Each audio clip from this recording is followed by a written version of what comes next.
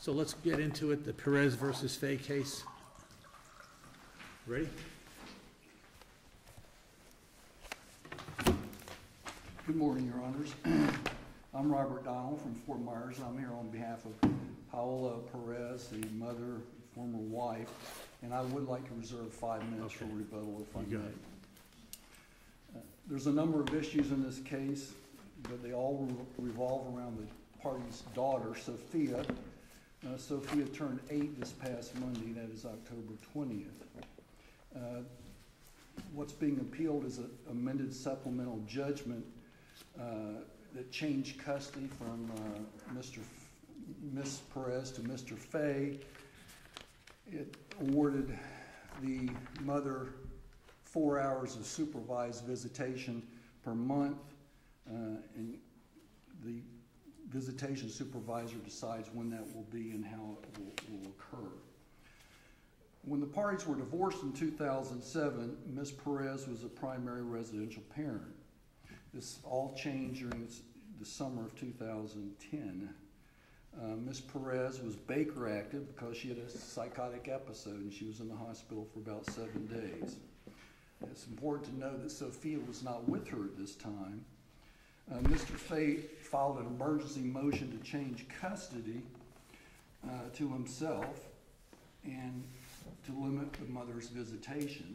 That motion was granted by a simple word that said granted without a hearing. You're really not appealing that, right?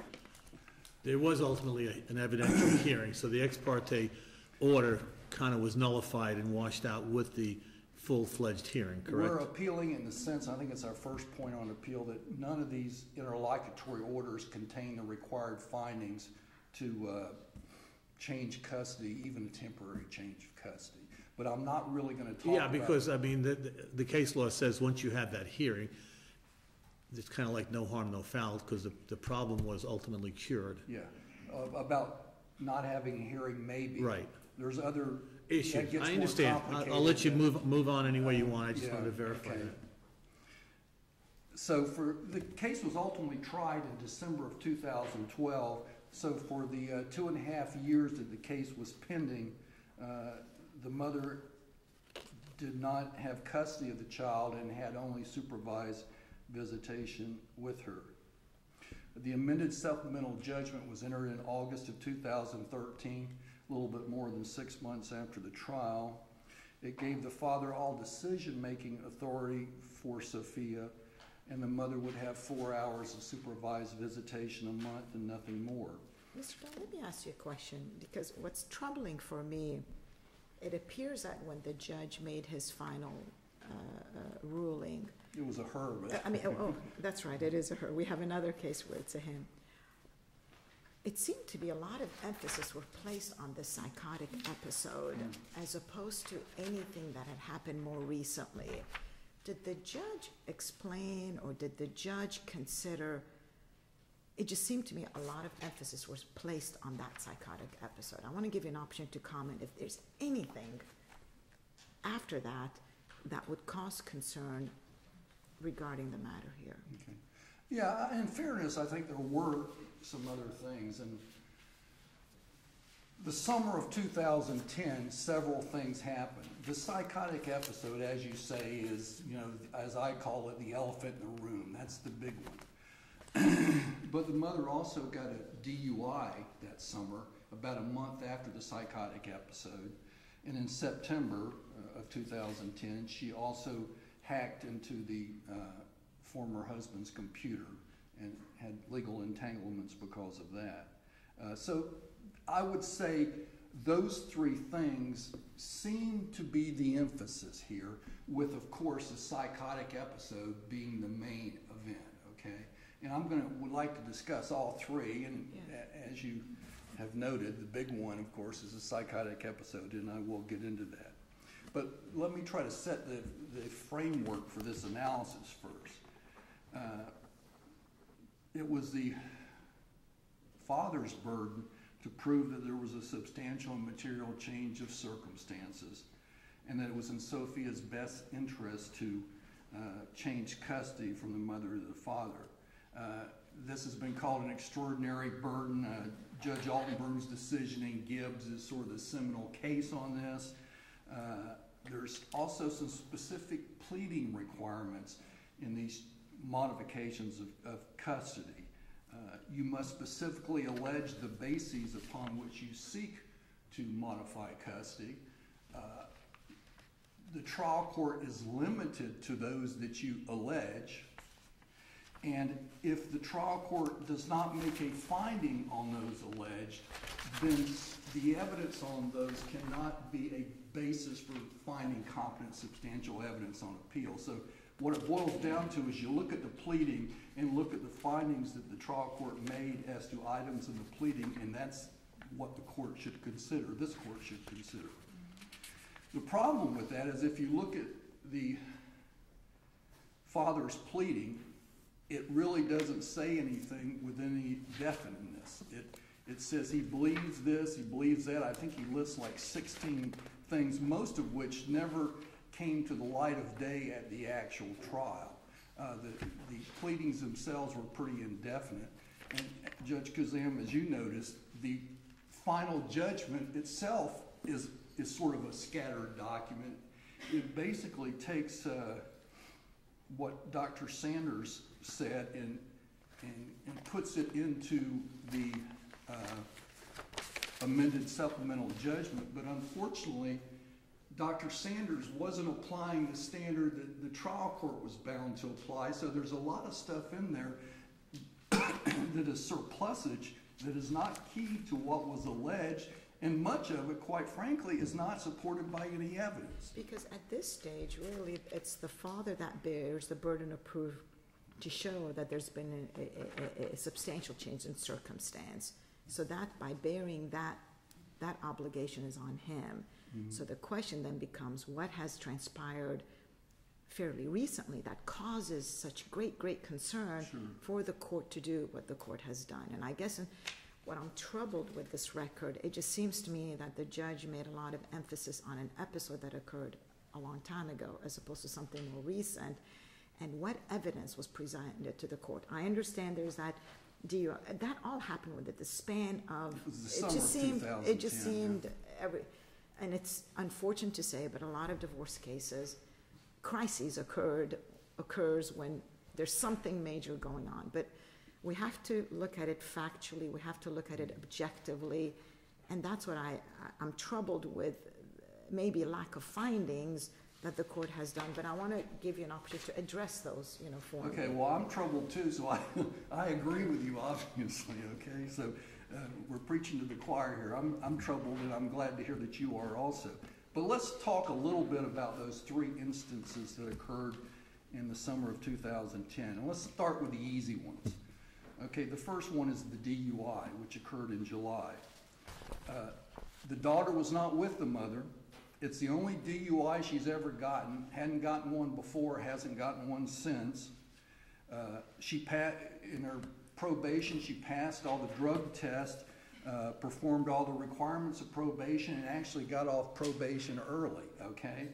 And as we're going to talk more as we go, when you move for a change of custody, you must establish a direct link between your alleged basis for the change of custody and the best interest of the child. It can't be a mere possibility. There's several cases on this, including cases from this court, that say the possibility will not do it. You must link this DUI with something to do with the best interest of this child, or that reflects upon, that shows a material and substantial change of circumstances as to the mother's parenting. And the DUI just doesn't get it, unless a DUI by itself will do. If so, there's a lot of parents out there that wouldn't have any unsupervised visitation with their children, or wouldn't have custody of their children. And that's not the law, and there's cases cited in the brief that say just getting a DUI doesn't cut it. That's not good enough, okay? Also understand the DUI wasn't even alleged in the father's petition. He did make some general allegations that the mother was an alcoholic drug addict, but nothing about the DUI, okay? Well, So- I mean, I think the judge was focused on the Baker Act, the involuntary hospitalization Sure. based upon a mental breakdown, and didn't that episode also include a battery on a third person? Yeah, but it was null pros. So was we've not got considered. testimony regarding a battery, testimony regarding a mental breakdown. Actually, I don't know if there's testimony regarding. Did Sanders testify? See, yeah, experts, their reports and their testimony concerns stuff that is not actually presented at trial. But we don't need to argue about this. There is claim that there was at least a possibility that she would be charged with battery because of these Samaritans that tried to help out. She was not, but that occurred in But in other words, conjunction. Baker Act by definition is a danger to self or others. Correct. Why would a trial judge be abusing his or her discretion and not considering the danger to others as possibly including a child because it happened with a third person who happened to be nearby? Unfortunately, the child was not in the area. We will never know, but I'm not sure that's pure speculation. What's pure speculation? I'm asking you a question. Okay. Why is it an abuse of discretion? Of course, the judge, no, it wasn't. I'm not saying it was abuse of discretion to consider it. What I was going to. You're saying there's a failure of proof. Yes, there's Okay. got to be a direct link between this psychotic episode and the best interests of this child and the mother's ability to parent. Okay, and this direct link thing is a big deal. Otherwise, it's character assassination. It may be the point to be made is that the father is a better parent than the mother. But remember, we're on a modification of custody case here. This is not an initial determination. There's 100 cases that say we're not deciding on modification who the best parent is. Well, Okay? Dr. Sanders had a whole punch list of things that this mother should be required to accomplish, and none of those were incorporated in the judge's order. No. So if your direct link argument takes one step further, saying that should have been in there because under Grigsby and other cases, the parent who's deprived of custody is entitled to the key to getting those children back, that would have been less problematic. But to leave out all of those steps is problematic. Yeah. Grigsby's your case, as I recall.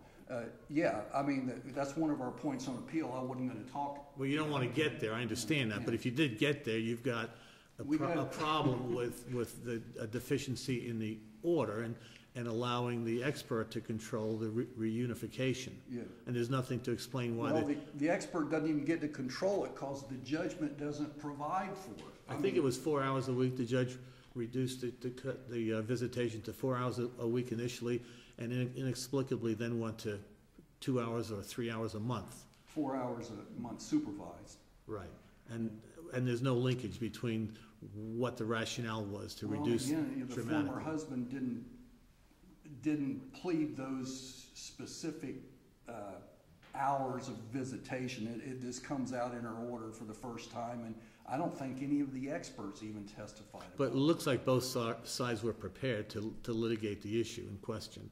the issue of. Both sides were prepared to litigate and did litigate the issue that the judge ultimately decided, which was to change the custody and reduce Sure, the visitation and Yeah. put in conditions. I mean, it was a litigation on the fly because, like I said, with all these experts testifying about stuff people had told them, other people had told them things, and I mean, it was sort of a jumble at trial, and none of the experts really agreed with what the diagnosis was, and importantly, Judge Vellante, to get to the point where the mother has to have steps to have reunification, we'll call it. You've got to first find that the trial court could change custody, okay?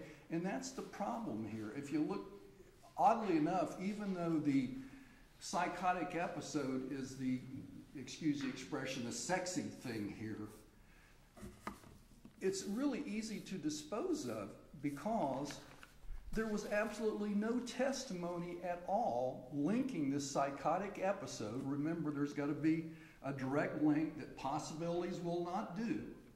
This psychotic episode that has occurred once in this lady's life, never before, never again so far, to her ability to parent or the best interest of the child. This cannot be implied or assumed. There must be proof. And the experts were all closely questioned on this. I mean, so she had a psychotic episode. None of them could agree on why she had a psychotic episode, but she did, okay? But what does that mean? What does that have to do with anything unless it can be linked to something that somebody can either factually or give a reasonably probable opinion that this is going to have some effect in the future, and nobody could do that. I mean, you know, there's Judge Griffin's statement that's been incorporated in several cases saying these experts are really no better at predicting future behavior than any of the rest of us when you get right down to it. And these experts candidly sort of admitted that they really couldn't say what the future held or didn't hold.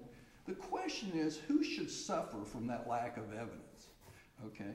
It was the father's extraordinary burden to prove it, not the mother's extraordinary burden. See, after these initial orders changing custody got entered, this thing sort of flip-flopped to where it was the mother trying to play catch-up the whole time. If you read the amended supplemental judgment, the tenor of it is, you know, we're assuming that the mother sort of has the burden. You're down to 4 minutes. I apologize for not reminding you. You can keep going if you'd like to. Yeah, well, I'll go a little bit, but not. Please tell me at 2 at the very least. I'll try to remember. Go ahead. Okay.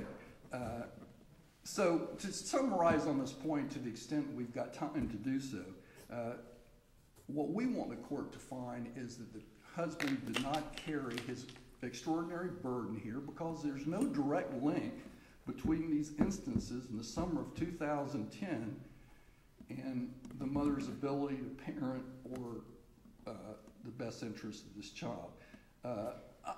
I'd also, one thing I do want to briefly cover is our point 4, where the court gives the father all decision-making power over this child, none for the mother.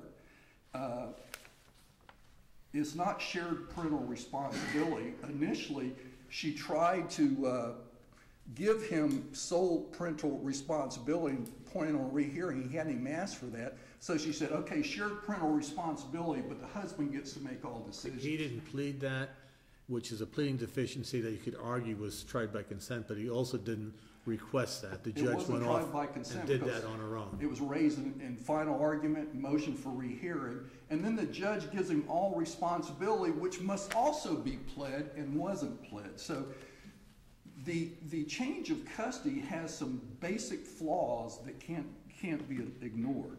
Final thing I want this language thing. I'm sorry to bring this up because maybe in the larger scope of things you don't think it's a big deal. But you're at 2 minutes now. Keep going if you want to.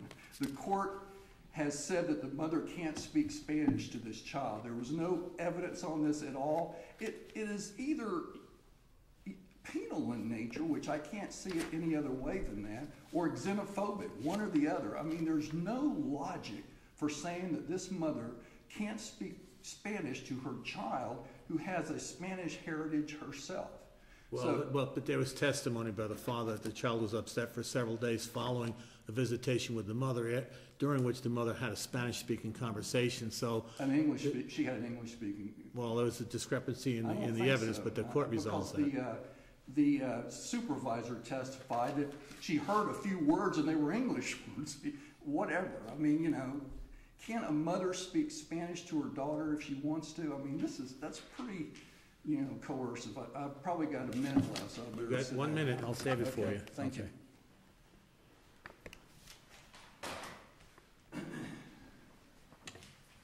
Morning, Your Honors. I'm Robert Coleman. I represent the father. I'm from Fort Myers. Mr. Coleman, can I have you, because I've asked that question, Mr. John, and I want you to address that. What in the final judgment is there? Because we all know if there's a request for the, you know, change, the father has that burden. So tell me what evidence is in the record and what did the judge rule that there was that direct link that we have to immediately change this, that somehow it's going to be traumatic and it's going to be dangerous to the child unless that intervention takes place?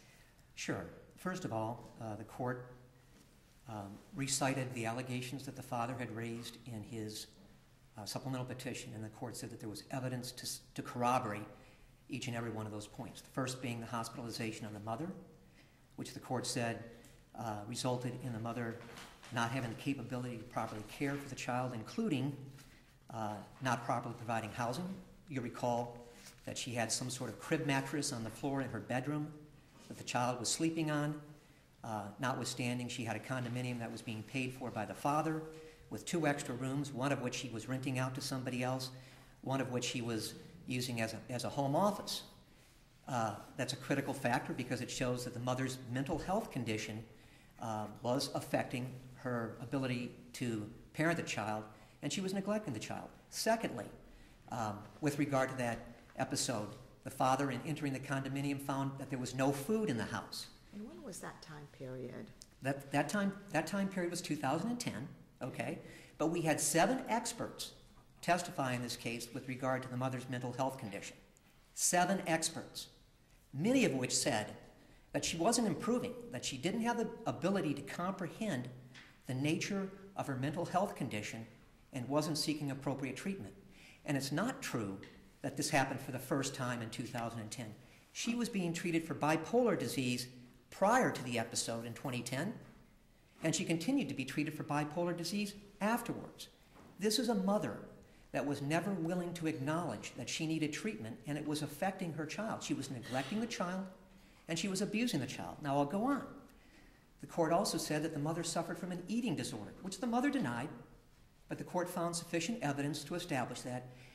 And the link to the child was that the eating disorder was she was projecting her feelings about food onto the child, i.e., no food in the cupboard, no food in the pantry. What was the allegation about alcohol and illegal drug usage? How was that proven?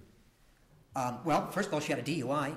Secondly, the father testified that when he would go over and retrieve the child on multiple occasions, the mother was out at the pool imbibing alcohol, while the child, who at that time I think was 4 or 5 years old, was left unsupervised basically as the mother was chatting with her friends, drinking alcohol to excess, and the child is now exposed to a swimming pool at that age without proper adult supervision. So, and also... Now, the mother denied that the child was ever in danger? Well, of course the mother denied that the child was So ever we had a credibility contest for the trial court to resolve? I would say that we did. An important point here. The mother filed a motion to vacate the temporary change of custody. They had an evidentiary hearing on that. Now, unfortunately, the clerk's minutes state Dad, Mom, and a neighbor, Francine Gaviria, testified at that hearing. I cannot find a transcript from it because we were never able to locate exactly who the court reporter was or whether there was a court reporter there. The minutes say that there was a court reporter, but I was never able to track them down. However, the minutes clearly state that those three people testified. The father alleged in his supplemental petition that neighbor, Miss Gaviria, had in fact spoken with him and brought to his attention her concerns about the mother's care of the child, that she was not properly caring for the child. In fact, the neighbor said that she and her husband would have to feed the child dinner because Mom was neglecting that. So we have the issue with regard to that form of neglect, and that goes back to the mother's excessive use of alcohol. There was also testimony from the father about mother's illegal use of drugs. Another critical point is, as the court pointed out in its judgment, the child suffered a broken leg for which the mother sought no medical treatment whatsoever. Again, this is endemic with her mental state of being. She dismissed the child's pain. She dismissed the child's complaint. It was inconvenient for her to have to seek medical treatment for the child, so she just ignored it. How about, Mr. Cohen, the point that when were you the one that prepared the pleadings below? No, I was not. Okay. I was not the trial attorney. Okay, that basically the trial attorney never made a request in the request for modification that custody would be changed. How do you address that? No, he did. He alleged that there was a substantial change in circumstances.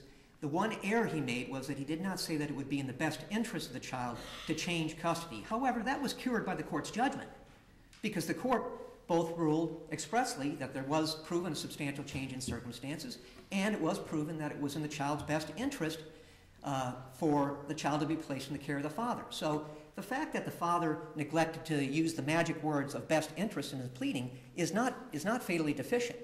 And there's case law to support that, since the court itself made an express finding, and I would argue that there was more than sufficient evidence to support the court's finding on those 2 points. Mr. Coleman, let me ask you about the visitation schedule. Let's assume that there's a basis to change the custody to the father, just for argument. Still, this seems like one of the most, I think it's probably the most onerous visitation schedules I've ever seen anywhere. What is the evidence in the record which would support such a restrictive visitation schedule? Okay, again, it would go back to the expert testimony. We had an expert that evaluated both of the parents, did a custody evaluation, and did an in-depth study of both the mother and the father. That's Dr. Sanders, and she came in and testified ad nauseum about the hurdles that the mother was faced with regard to her mental health condition and her inability to grasp the severity of that and how it was resulting in both neglect and abuse of the child. The court found that the mother... Well, these are all the things that happened in 2010. Oh, no. The parenting evaluator conducted the evaluation over a period of time, and in fact even revisited with the parties a mere matter of months before the trial itself, and testified that the mother's condition had not improved in the intervening period of time. She gets to see the child for a total of 4 hours a month. If she were in prison for murder or bank robbery, she'd probably at least get that. Judge, what I would have to say on that is, the trial court was there assessing the testimony of the experts and the parties and evaluating their credibility, okay? There was evidence that this mother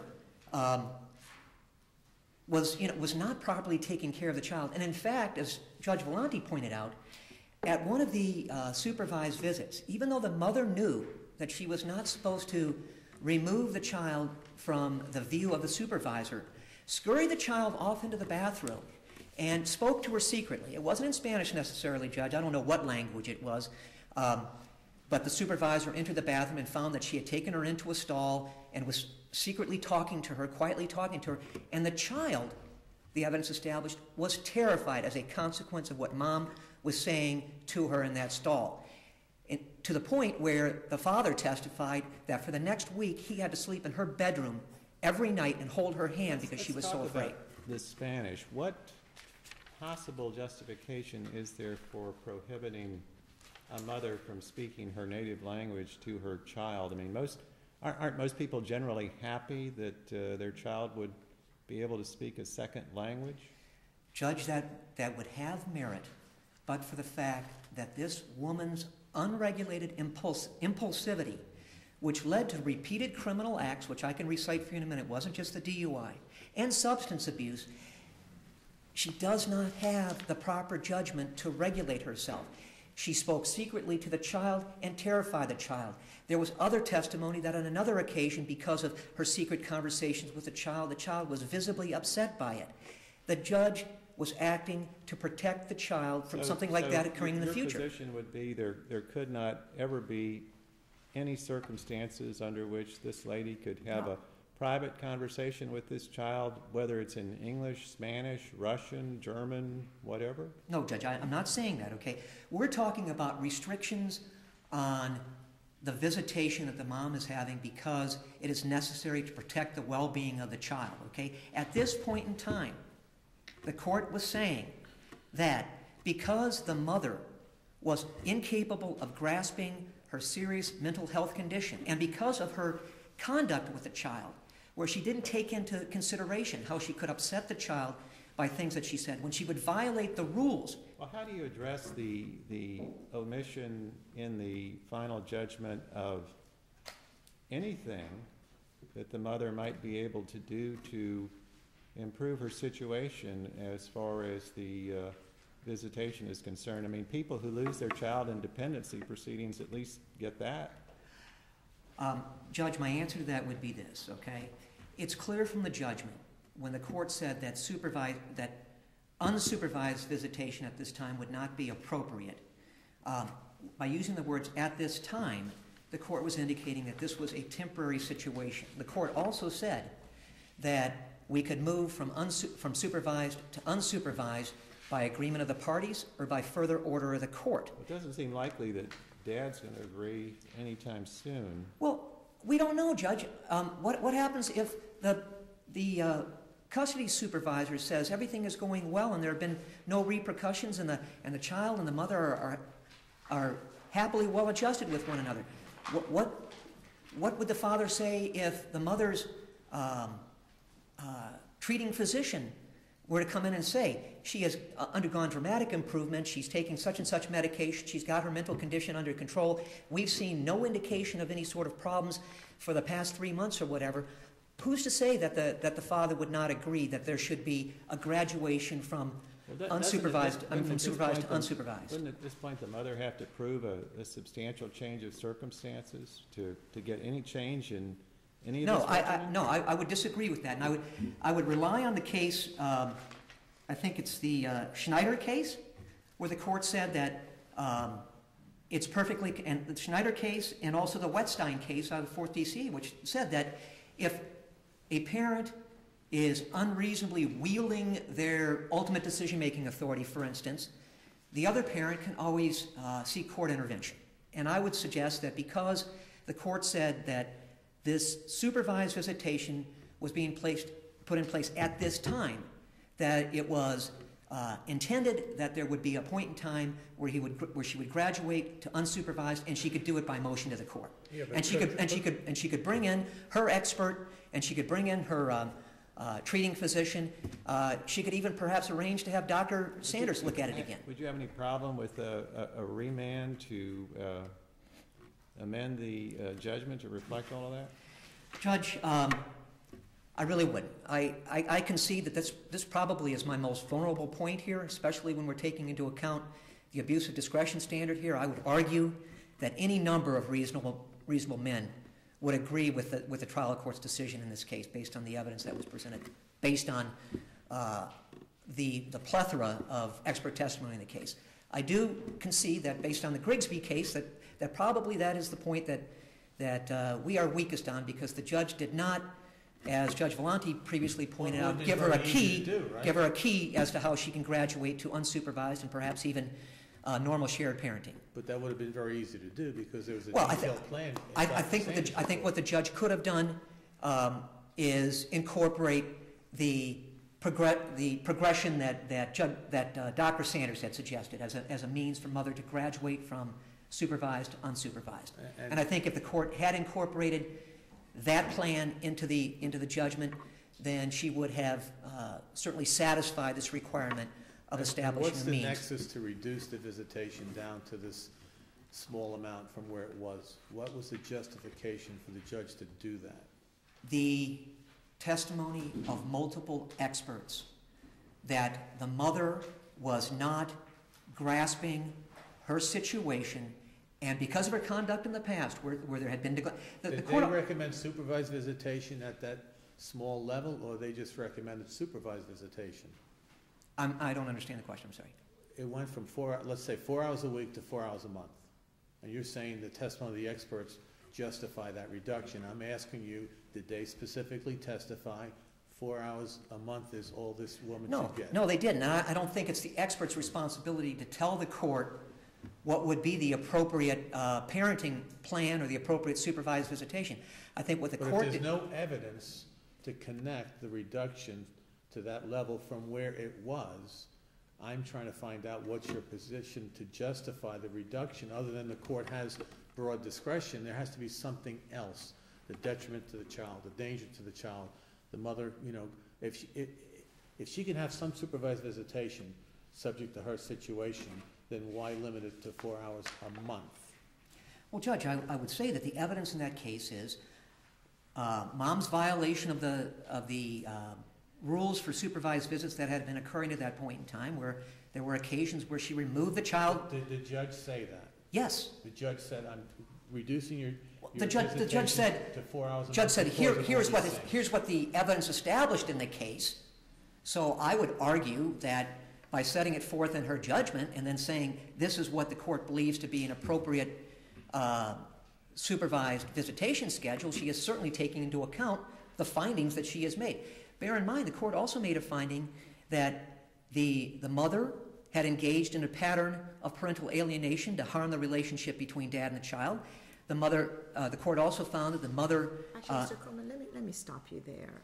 When you said that there's a pattern of parental alienation, as I understand that maybe there was at one time, maybe the mother may have said something, but where, because you made references, these broad references, where is it in the record and where is it in the court's conclusion that there was in fact parental alienation? Well, the court, I can't say specifically on what page of the judgment the court made that conclusion, Judge, but it is in the judgment, and it may have been when the court said that the father had alleged the pattern of parental alienation, and the court finds that the evidence corroborated these allegations. So the court is adopting the allegation of the father and making that recitation of the things that had occurred. Now, as far as when exactly did it occur over the course of time?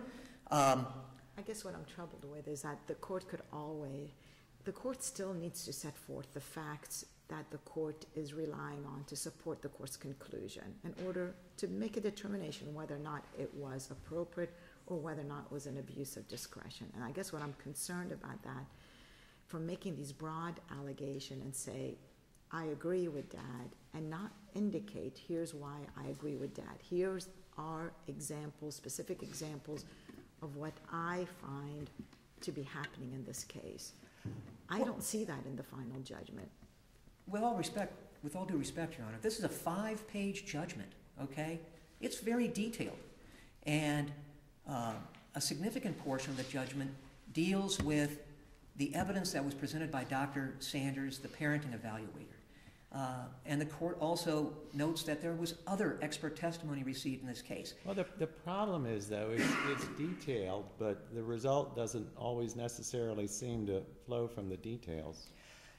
Judge, if we have somebody who has a serious mental health condition resulting in them assaulting another individual, and by the way, before she assaulted that individual, it was alleged by the father that Miss Gaviria, the neighbor, said that she had stolen their vehicle a few days before, abandoned it in Naples. The next day she's out in public and she assaults an individual and she gets Baker Acted for 7 days and then undergoes intensive mental health treatment for years afterwards, with doctors coming in and testifying she's not improving.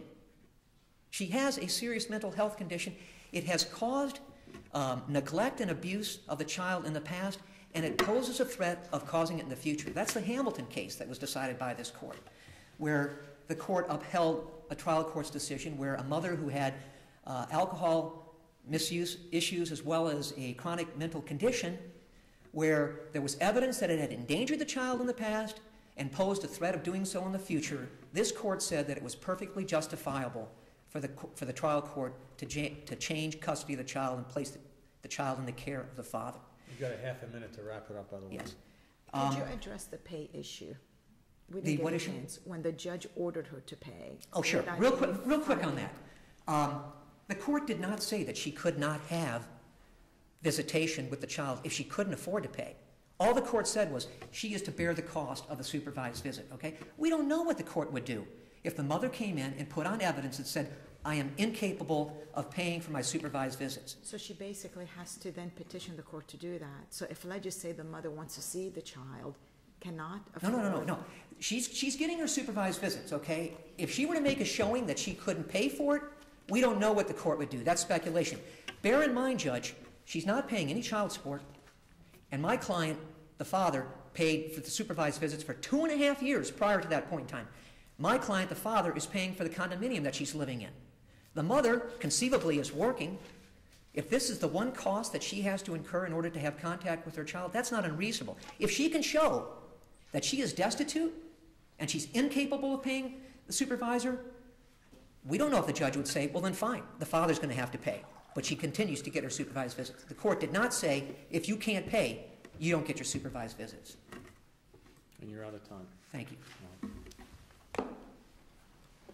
Mr. Donald, I'm going to give you an extra minute since I allowed Mr. Coleman to go over. I'm going to give him an extra minute since I let you go over. What you heard Mr. Coleman do is what's been done heretofore, and that is he's repeated the husband's allegations as if they were facts. This thing about the crib, the eating disorder, there is no evidence at all about that. The thing about the neighbor, okay, did the neighbor testify? No. The prior hearing where the neighbor maybe testified, there's no transcript and it wasn't introduced in the evidence here. I mean, he repeats the mantra of his allegations as if they were facts, and they simply are not. As to the child's toddler's fracture, I think the husband called it. What he said about that is, I now know that it was an accident that could have happened to me or anyone else in this room, okay? Because allegedly the child at 6 told him what happened when the child was 3. So if you weed through what Mr. Coleman says and what the husband alleged and look at the actual evidence, you will see that there's no evidence for almost all of that. They say that she doesn't realize how sick she is. Please look at Spano, the Spano case, 816 Southern 2nd, 714. Then they say, well, she's not getting therapy. She is getting therapy. There's no dispute about that. And then they say, well, she's getting therapy, so obviously she's sick. I mean, which way is it, okay? The lady is getting therapy, has acknowledged she's got a problem, would like somebody to tell her what the problem was, but she hasn't had it for over 4 years. This bathroom incident, geez. Again, if you take the allegations and spin off that and look at it. You've got about a half a minute to wrap Okay. up, so you know. The visitation supervisor testified that the mother took the child in the bathroom as usual. The supervisor had some physical problems and she didn't follow her as close behind as she usually did. And the supervisor said it might well have been an accident. She might not have realized I was not behind her.